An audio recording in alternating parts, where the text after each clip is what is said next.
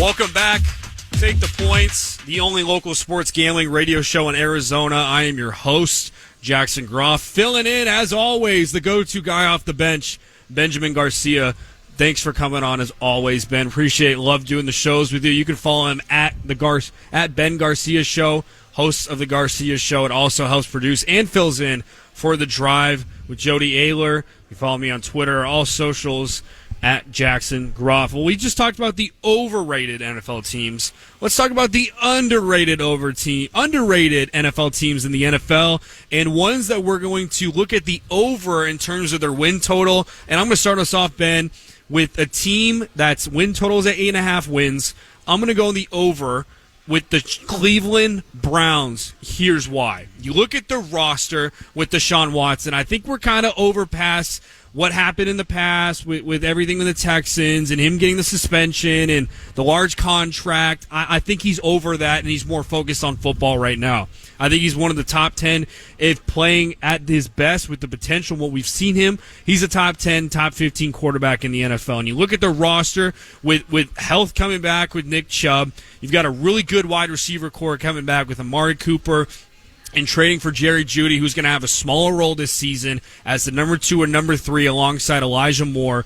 A breakout year last year for David Njoku, and an offensive line that really holstered themselves and protected a guy like Joe Flacco last year. I think with the versatility of Watson on offense, and you look on defense, Denzel Ward, Devin Bush, Jordan Hicks, really stout linebacking core there, and a good DB core alongside Zadarius Smith that they got in the offseason, some good defensive linemen, and Myles Garrett will be back again for another defensive player of the year type of season. I look at their schedule. I know their division is going to be tough with the Ravens, with the Steelers, and the Bengals, but you open up with the Cowboys week 1, and the Cowboys are 4-6 in their opening games in the last 10 years. You look at their schedule, you're at Jacksonville, home against New York, at Las Vegas, at Washington. In my eyes, they could start out 5-0. Then you get to some of the meatier part of the season with at Philadelphia, and you got 2 home games against Cincy and Baltimore, which I think they could realistically split those games.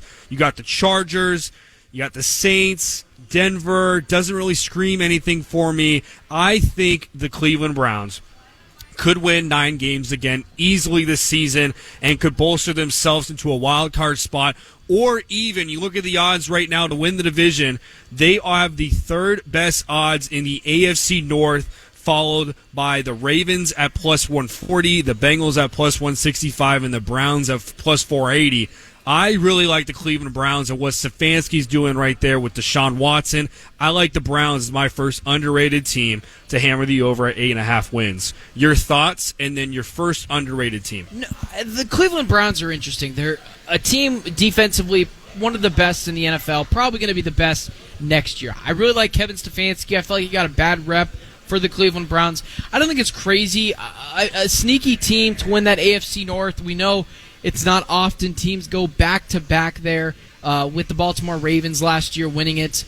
We'll see. It's really more about, is Joe Burrow and the Cincinnati Bengals going to be back? Because if they're going to be, then that's just a really hard division to get to that amount of wins that they need.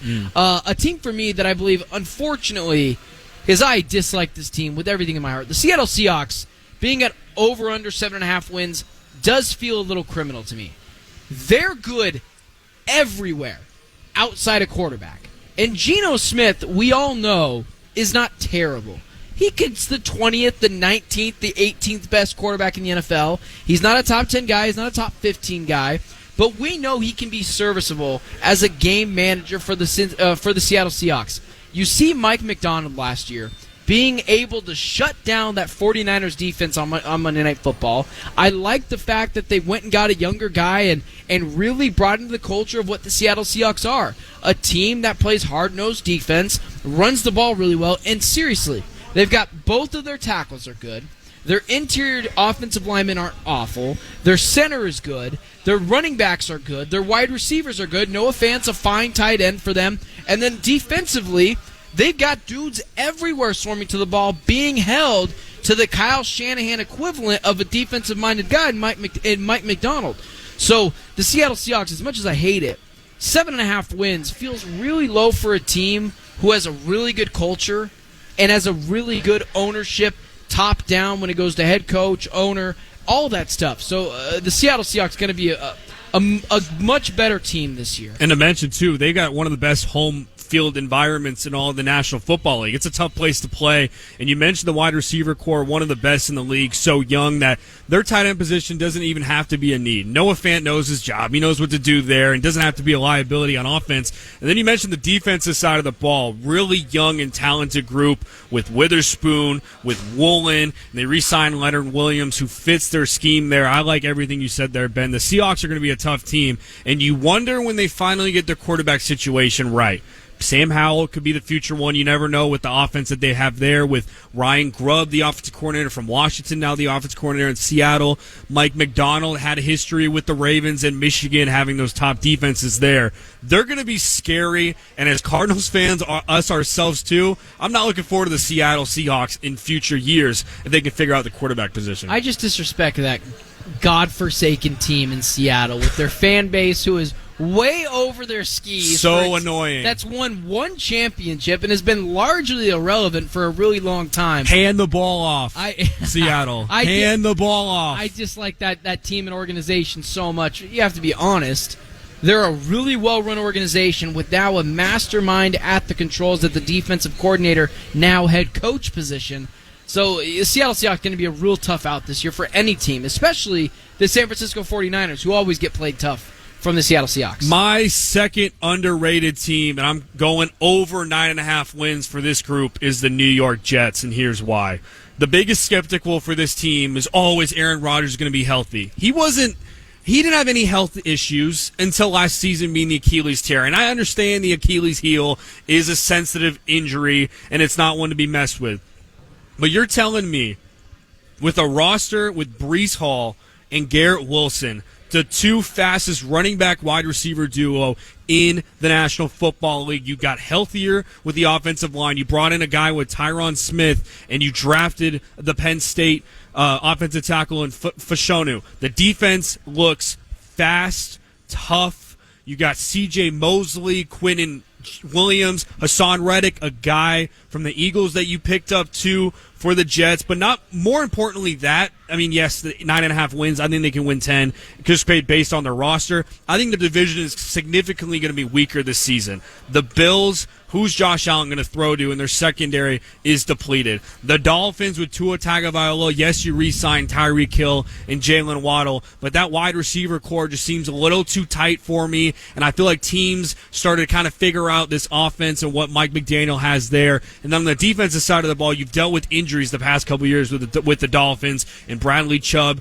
with Jalen Ramsey. I think it's their divisional win. I like Aaron Rodgers, and I think the only thing for the Jets, if you should say, is can he stay healthy, is going to propel the Jets over 9.5 wins. I like my chances there with the over 9.5 wins. And if he does end up injured, you got Tyrod Taylor to back him up there instead of Zach Wilson. And you would think with the talent on this roster that you could propel and win the division or be in a contention for a wild card spot and win 10 games. I like the Jets over 9.5 wins. Yeah, I'm not too ready to bail on the Bills and winning the AFC East. I have a lot of respect for Josh Allen. I think he's the second best quarterback in the NFL. The Jets as well. This is a team that was going to be on my list until I know that you had them on there. The offensive line is much better than it was last year on paper, and that's a real thing on paper. They got to get out there and prove it. Defense, it's basically the same defensive team from last year, coached by Robert Saleh. I think this is a team that's disrespected a lot when it comes to the media because people don't align with whatever it is that Aaron Rodgers believes. And I'm going to be honest with you, I'm not so sure what he believes at times. And I couldn't care less. He's one of the best quarterbacks to ever play the game. And he's a guy that, yeah, he's a little bit older, but all the early returns out of camp is that he looks better than ever. I couldn't care less that he missed a couple of days. Now, the Jets mentality, if you're a Jets fan, is Super Bowl or bust, which is just stupid. But if that's your mentality, no, I don't think the Jets can win the Super Bowl. But can they get over 9.5 wins? Yeah, and I think fairly easily. They have a large lull in their schedule in the middle of the season where it just feels like win after win after win after win. or it might be actually be earlier in the season. No, you're 100% right. Like they start out at San Fran, it's going to be a tough game. But at Tennessee, home against the Patriots, home against the Broncos, home against Minnesota, home against the Bills, and then at Pittsburgh, at New England. So you look at those first 8 games alone, they could go 6-2, worst case scenario, 5-3. You just need 5 more wins and you cash that over. With Aaron Rodgers at your quarterback, and you forget that Tyrod Taylor's there. That's a really good point that you brought up. Secondly, for me, the team that I think is severely underrated, I think it's because they have a polarizing quarterback, is right here in Arizona. I think the Arizona Cardinals, it was at 6.5 wins, which was just felt like free money, but now it's 7.5. This is a team that I believe is going to win 9 or 8 games this year.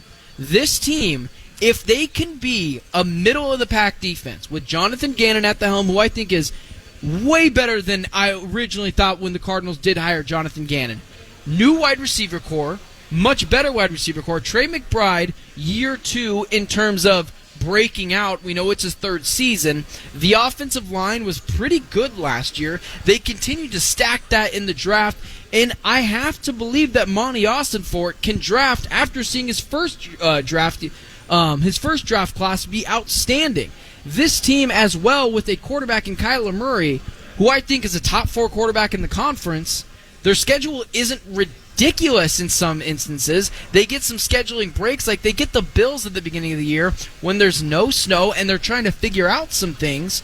I really like the Arizona Cardinals being a sneaky good team this year. Not a Super Bowl contender, maybe not even win a playoff game. But I do believe this team's going to get into the playoffs given the fact that the quarterback play is so bad in the NFC. And the Cardinals, I believe, have a really good one in Kyler Murray, and I believe he's going to be unleashed this year in that Drew Petzing offense. And that's another one. If the quarterback can stay healthy with Kyler Murray, they can easily hit over 7.5 wins, being 8. And those are the overrated, underrated teams that we'll be looking for the NFL season. Well, coming up, we'll bring Casey from the CAZ Sportsbook. We'll talk about some of the lines right now in terms of soccer and MLB, and we'll put a wrap on today's show of Take the Points. Appreciate y'all for listening and watching. We'll be right back after this break.